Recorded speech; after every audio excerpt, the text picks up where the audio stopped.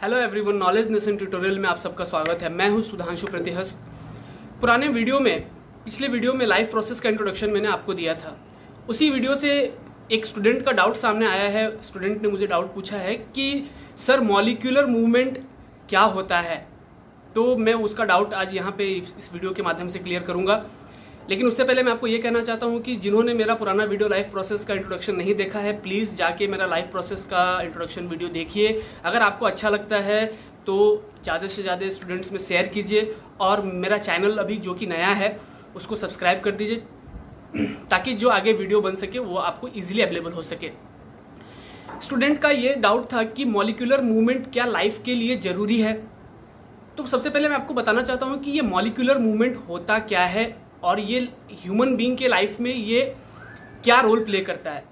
तो जैसा कि आप सब जानते हैं कि पुराने क्लास में 8-9 स्टैंडर्ड से हम पढ़ते हुए आ रहे हैं कि जो हमारा बॉडी का जो ऑर्डर्ड ऑर्गेनाइजेशन है वो कैसा है कि पहले हमारे बॉडी में सेल है।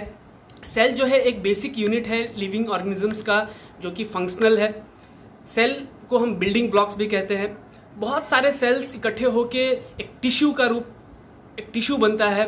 बहुत सारे टिश्यू मिलके जो है वो एक ऑर्गन तैयार होता है।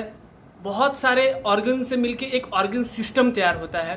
तो ये जो है ये ह्यूमन बॉडी का कंपोजिशन है, या यूं कह दूं कि एक ऑर्गेनाइजेशन है, एक स्टैंडर्ड ऑर्गेनाइजेशन है जिससे ह्यूमन की बॉडी जो है एक तरीके से पूरी रचना हुई है। तो अब यहाँ पे मॉलिक्यूलर मूवमेंट होता क्या है। अब जैसे कि आप जानते हैं कि हमारी जो बॉडी है, हमारी जो बॉडी कंसिस्ट कर रही है सेल से टिश्यू से ऑर्गन से ऑर्गन सिस्टम बन रही है। तो ये सारे जो ऑर्डर्ड है, क्या ये ऑर्डर्ड हमेशा के लिए पूरी तरीके से क्या ओके रहते हैं? क्या इनमें कोई प्रॉब्लम क्रिएट नहीं होती है? क्या ये कभी अफेक्ट नहीं करते हैं? जी बिल्कुल, ये बिल्कुल अफेक्ट करते हैं। अफेक्ट कैसे करते हैं? हमारा जो एनवायरनमेंट है, हमारी जो वातावरण है, वो वातावरण से हमारा हो सकता है कि हमारे जो ये ऑर्डर्ड ऑर्गेनाइजेशन है हमारी बॉडी का, उसमें प्रभाव करता है। एनवायरनमेंट बहुत बड़ा एक मेजर रोल प्ले करता है कि हमारे बॉडी का, हमारा जो ऑर्गन सिस्टम है उसको अफेक्ट करता है। और ये अफेक्ट करने के कारण हो सकता है कि आपका जो बॉडी का जो ऑर्डर्ड ऑर्गेनाइजेशन है उसमें ब्रेकडाउन आ सके। मतलब है कि ब्रेकडाउन अगर आ गया तो फिर आप मर सकते हैं। उस चीज़ के लिए हमको क्या करना पड़ेगा? तो उसके लिए हमारे पास जो है एक हमको कंटिन्यूटी, हमारा जो बॉडी का जो ऑर्गेनाइजेशन स्टैंडर्ड है, जो एक ऑर्डर्ड ऑर्गेनाइजेशन है, उसको कंटिन्यूटी करने के लिए, उसको हमेशा जिंदा रखने के लिए मॉलिक्यूल्स का मूवमेंट होना जरूरी है। चूँकि हमारी बॉडी के जितने भी ऑर्गन्स हैं, जितने भी सेल्स हैं, वो मॉलिक्यूल्स से ही मिलके तैयार होते हैं। तो मॉलिक्यूलर मूवमेंट होना, मॉलिक्यूल का रैंडमली मूवमेंट करना, हमारे अराउंड, हमारे इर्द गिर्द हमको मॉलिक्यूल, हमारे बॉडी के अंदर मॉलिक्यूल मूवमेंट बहुत ज़रूरी है ताकि हमारा जो एक ऑर्डर्ड ऑर्गेनाइजेशन है हमारी बॉडी का, वो लाइव रह सके, हमेशा रह सके। तो इसके लिए हमें करना क्या पड़ेगा? इसके लिए हमारी बॉडी को हमेशा मेंटेनेंस करना पड़ता है, मेंटेनेंस वर्क करना पड़ेगा। मेंटेनेंस वर्क, यहाँ पे मेंटेनेंस वर्क का मतलब ये है कि आप जानते हैं कि कोई भी चीज़, जैसे कि हमारी बॉडी है, बॉडी हमारा एक मशीन है, और चूंकि ये मशीन है तो इसको मेंटेनेंस, बार बार इसको मेंटेनेंस करना पड़ेगा। अगर मेंटेनेंस नहीं करेंगे तो हो सकता है कि ये डिस्ट्रॉय हो जाए, या हो सकता है कि हमारे सेल्स, हमारे जो बॉडी के ऑर्गन्स हैं वो डैमेज हो सकते हैं। तो molecular movement is must essential for our life, for continue करने के लिए, हमारी बॉडी के जो ऑर्डर्ड ऑर्गेनाइजेशन है उसको प्रॉपर वे में काम करने के लिए, प्रॉपर ढंग से काम करवाने के लिए मॉलिक्यूल्स का मूवमेंट होना बहुत जरूरी है। दूसरा क्वेश्चन था एक स्टूडेंट का कि क्या लाइफ प्रोसेस जो है वो क्या सारे ऑर्गेनिजम्स के लिए क्या सेम होते हैं?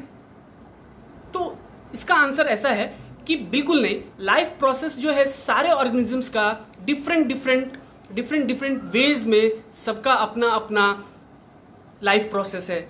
मैं आपको एग्जाम्पल के तौर पे पहला एग्जाम्पल आपको मैं जैसे कि अमीबा का एग्जाम्पल मैं आपको दे दूं कि अमीबा जो है वो एक यूनिसेलुलर ऑर्गेनिज्म है। यूनिसेलुलर, मल्टीसेलुलर, दो टाइप के ऑर्गेनिजम्स इस धरती पे पाए जाते हैं। यूनिसेलुलर में सिंगल सेल होता है, मल्टीसेलुलर में बहुत सारे सेल होते हैं। फॉर एग्जांपल यूनिसेलुलर में मैं अगर बात कर लूँ, अमीबा है, पैरामीशियम है, ये सब यूनिसेलुलर ऑर्गेनिजम्स है। मल्टीसेलुलर ऑर्गेनिजम्स में आ गए प्लांट्स आ गए, ईस्ट आ गया, फंगाई आ गया, ह्यूमन बीइंग आ गए, मैमल्स आ गए, एनिमल्स आ गए, ये सब मल्टीसेलुलर ऑर्गेनिज्म है। तो अब देखिए लाइफ प्रोसेस का, पिछले वीडियो में मैंने आपको बताया था कि लाइफ प्रोसेस जो है वो क्या क्या, लाइफ प्रोसेस क्या है। तो बहुत सारी प्रोसेस एक साथ मिलके हमारी बॉडी के अंदर काम करती है, मेंटेनेंस प्रोसेस करती है, उसी को हम लाइफ प्रोसेस कहते हैं। अब यहाँ पे अमीबा का एग्जांपल मैं ले लूँ तो अमीबा का जो लाइफ प्रोसेस है वो बिल्कुल डिफरेंट है इन द सेंस मैं यूँ कहूँगा कि फॉर एग्जांपल जैसे कि अमीबा न्यूट्रिशन करेगा, अमीबा का जो न्यूट्रिशन प्रोसेस है वो बिल्कुल अलग है। अमीबा का जो न्यूट्रिशन प्रोसेस होता है वो डिफ्यूज़न के माध्यम से होता है, लेकिन हमारे अंदर, ह्यूमन बीइंग के अंदर डिफ्यूज़न प्रोसेस नहीं हो सकता, क्योंकि हमारे पास बहुत सारे ऑर्गन्स है। हमारा जो ऑर्गन है वो कॉम्प्लेक्स ऑर्गन है, लेकिन अमीबा जो है वो यूनिसेलुलर है, इसके लिए वो डिफ्यूज़न के माध्यम से ही अपना न्यूट्रिशन प्रोसेस कर लेता है। तो यहाँ से एक बात पता चलती है हमें कि अमीबा का जो लाइफ प्रोसेस है वो बिल्कुल अलग है एक ह्यूमन बीइंग से। दूसरा एग्जाम्पल मैं बात कर लूँ कि जैसे कि मैं आपको बता दूं कि एक डियर का एग्जांपल ले लूं और मैं एक लायन का एग्जांपल ले लूं। तो डियर जो है वो घास खाता है, तो वो घास खाएगा और लायन जो है वो डियर को खाएगा। तो दोनों का जो मूवमेंट होगा न्यूट्रिशन प्रोसेस करने का, जो कैपेबिलिटी है न्यूट्रिशन प्रोसेस, न्यूट्रिएंट्स को गेन करने का, वो बिल्कुल अलग है। तो यहाँ से ये भी पता चलता है कि लाइफ प्रोसेस जो है वो सारे ऑर्गेनिजम्स के लिए डिफरेंट टाइप के ऑर्गेनिजम्स के लिए डिफरेंट होते हैं। जिन्होंने मेरा पुराना वीडियो नहीं देखा है, जिन्होंने मेरा लाइफ प्रोसेस का इंट्रोडक्शन नहीं देखा है, वो प्लीज़ जाके मेरे चैनल पे जाके पुराना इंट्रोडक्शन लाइफ प्रोसेस देखें।